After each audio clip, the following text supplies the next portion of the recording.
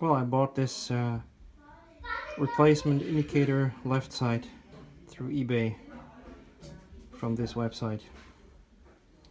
And turned out it is not exactly the same as I have in my car. Let's see how I modified it and made it work. Okay, I'm gonna replace a Skoda Octavia rear mirror indicator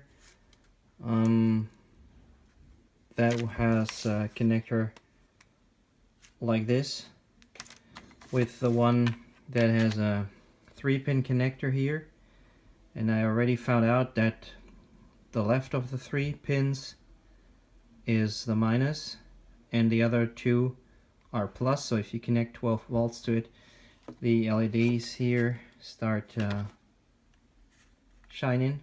And as you can see, there's here a mounting point which is here missing, or is at another spot here. I will drill a hole and it will I guess it will work.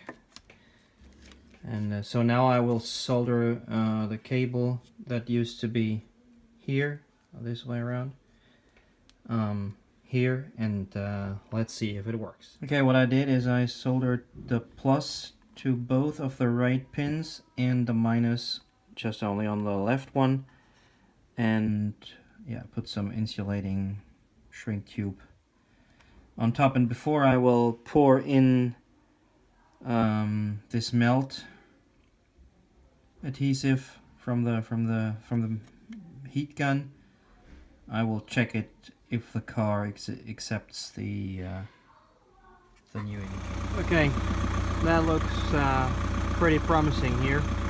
Seems to work, so let's make all this stuff permanent.